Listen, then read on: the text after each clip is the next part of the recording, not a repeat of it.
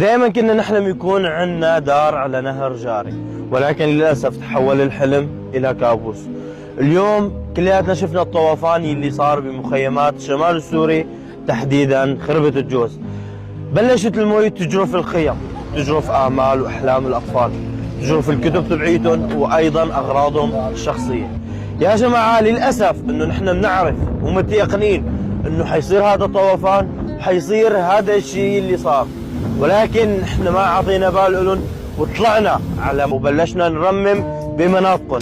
ونحن كلياتنا لازم يكون تركيزنا والأولوية على هي المخيمات، على هي المخيمات اللي صمدت معكم 15 سنة على الحلوة والمرة.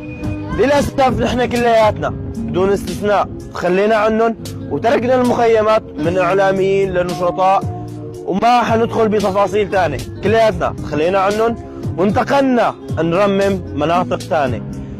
يا جماعة إذا بدكم تحكوني على الطائفية، إيه أنا طائفي، أنا ضد اليوم يترمم أي منزل أو أي شارع أو أي مكان بمناطق سيطرة النظام البائد وننسى أهلنا يلي بالمخيمات. للأسف احنا كنا نعرف إنه هاي المعاناة حتصير ومتيقنين من هذا الأمر، وما إجينا نقلناهم أو أعطينا لهم بال. رسالتي موجهة للإعلاميين اللي كانوا حاضرين وبيعرفوا شو بقصد أنا.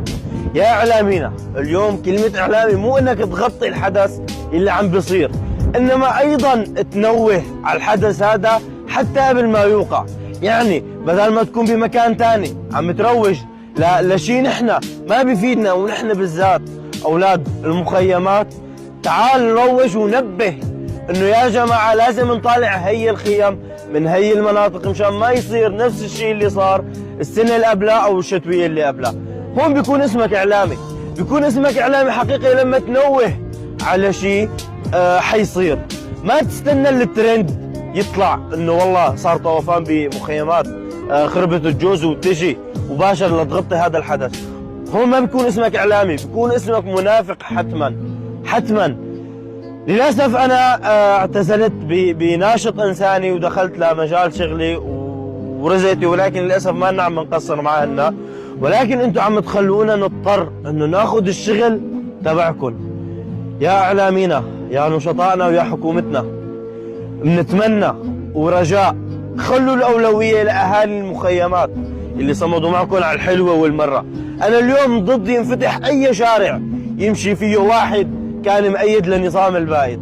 أنا ضد اليوم نفتح أي مدرسة يدرس فيها طفل ابن واحد شبيح بمناطق سيطرة النظام البائد.